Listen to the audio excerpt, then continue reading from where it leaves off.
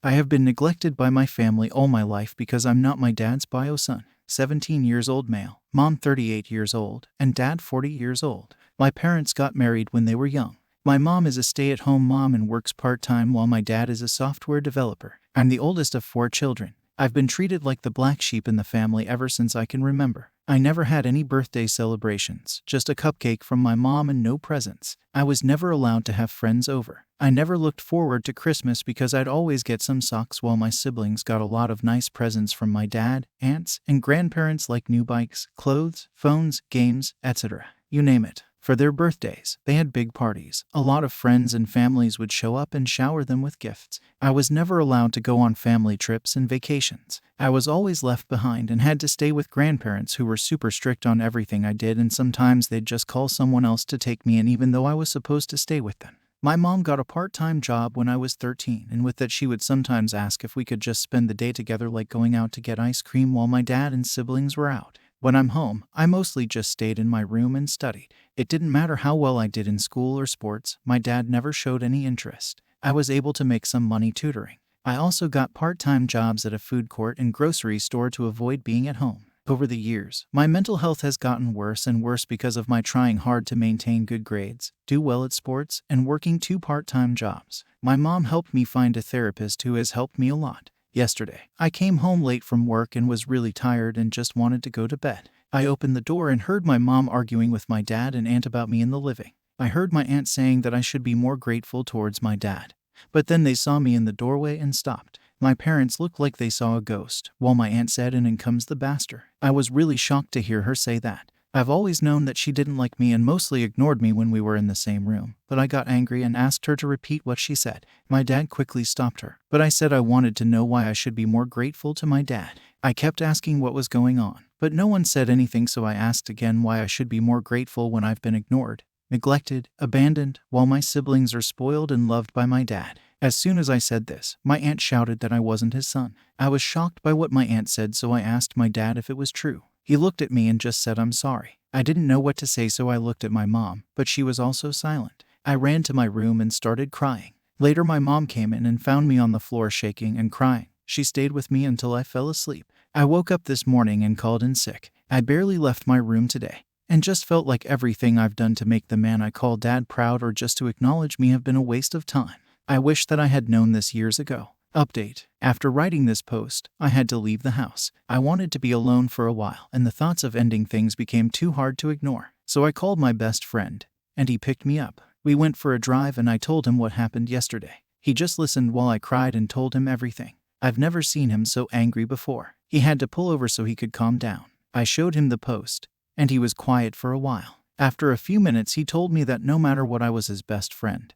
And he asked if it would be okay if he could maybe talk to his parents about me staying at his place for some time. I said yes. He took me home, we got out of the car and talked for a bit. Before he left, he gave me a hug and said whenever I felt alone, I should give him a call. When I went into the house, I just ignored everyone. First, I'd like to thank everyone for your comments. Even though I have not responded, I've read through all of them. Not only have they been helpful towards helping me to see things differently, but they've also gave me the strength to stay strong until I move out. You are right, this man is not my dad, father, and I will no longer see him like that anymore. I will try and get some answers on why I was abused, why after all these years no one told me anything, and the most important things for me right now is to find out who my real bio father was. Is he alive? Does he know I exist? And to clarify one thing, I don't know anyone on my mom's side of the family because we don't have any contact with them. My 18th birthday is at the end of the summer, and I'll be moving out that day or even sooner if I have the opportunity to do so. Update. So a lot has happened in these past few days, and I'm conflicted about many things right now, but I'm hopeful that I can start to heal mentally. Also, sorry for the long post.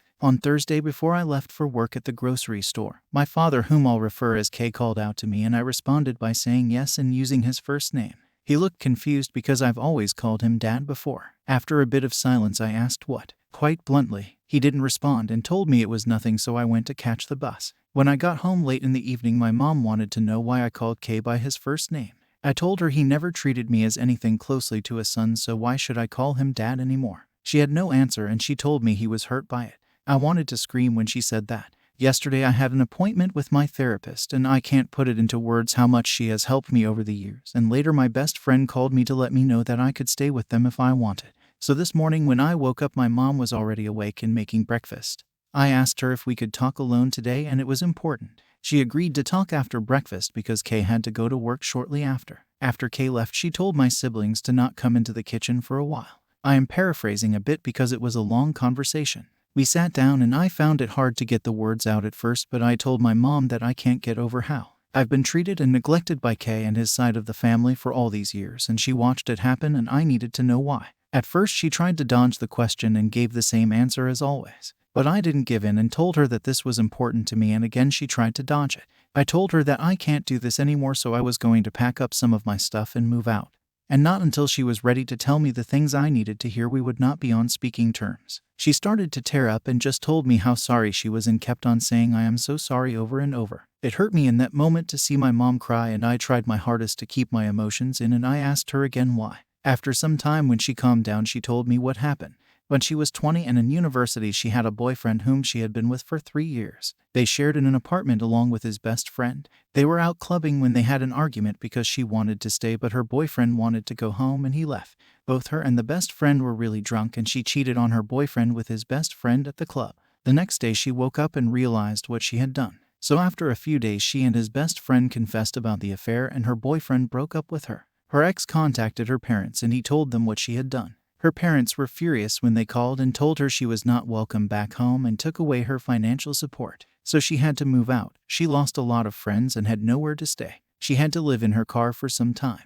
When she realized she was pregnant, she didn't know what to do. She went back to the apartment to find out her ex and his friend no longer lived there. She tried calling and texting them, but they didn't pick up the phone or answer any of her messages. She got a job at a cafe house, and there she met Kay. He was a regular customer and they got to know each other. Kay asked her out, and even though she told him she was pregnant, he didn't care at the time. Kay's parents were not happy about the idea that their son was dating a pregnant woman and a cheater, and threatened to cut him out of their lives. Kay got scared and was going to break up with my mom, but she begged him not to and promised to be the perfect wife and have his kid.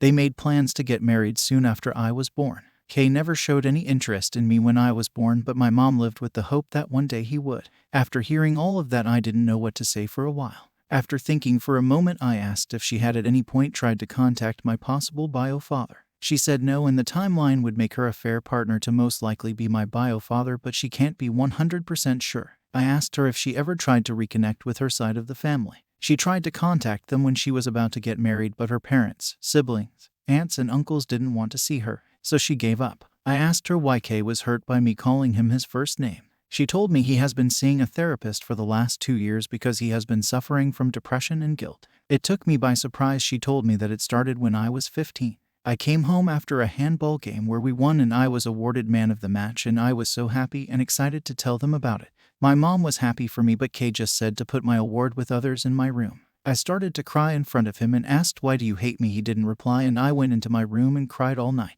After that, he felt sad, like something had stabbed him in the chest, and it didn't go away, it only grew. My mom kept telling him to go see a therapist until he agreed, and after some time the therapist got through to him. For the past few years he has been living with this guilt and he has been afraid to confront it. So when I called him by his first name, he realized that he had lost me. The next question I was afraid to ask, but I asked if he ever abused her. She told me he has never abused her. She told me that Kay has only ever loved her. The only time he ever questioned her about anything was when she was pregnant with my younger brother, and he asked for a paternity test, which she understood. When it came back positive, he apologized, and he didn't ask about my other siblings. The last question, I asked her why I was left with people who abused me physically, mentally, and emotionally while they went on trips and vacation. She was so shocked to hear about the physical abuse and asked me about it. I told my mom that I never said anything at the time because I was afraid of Kay's family members when it happened. I told her everything I remember, but here are some of the things they did. My grandparents would scold me loudly and hit me when I was younger. My aunt never spoke to me unless she needed a favor, only to go back to ignoring me and telling me to stay in the guest room.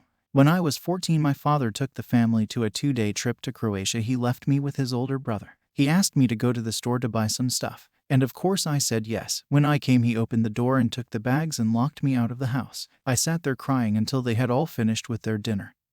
And then he let me in. She cried the whole time while I told her everything. She told me how sorry she was. She knew they didn't like me, but this was just hate. After the conversation, she asked if I was going to move out and where. I told her I was planning on doing it, but I won't tell her where because I don't want Kay to know where I'd be staying.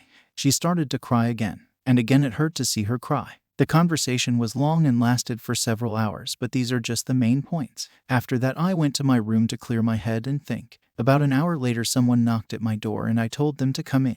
It was Kay who opened the door. He asked if he could enter and I said yes. It was the first time since I can remember he ever coming into my bedroom. He looked around for a bit. He looked at the shelf where I kept all of the awards and trophies from school and sports. He was both surprised and sad when he saw the medals from when I did track and field and played football. He stopped when he saw the small man of the match award and picked it up. He held it for a while and started to tear up. He put it back and sat down on the bed. Neither of us said anything for a while. I asked if Mom had told him what we talked about. He was still tearing up and slightly nodded his head. I asked him if he was aware on how I see him. He nodded again and whispered yes. So you know the extent of what your parents and siblings put me through. He looked me in the eyes and asked if it was true. I said yes, and he just started full on crying. After a while he stood up and hugged me. This was both the first time he has ever hugged me and cried in front of me. I just hugged him back and started to cry. He didn't want to let go and he said how he was sorry for the pain he put me through, for the years of neglect, for treating me like an outsider, and he begged me not to move out.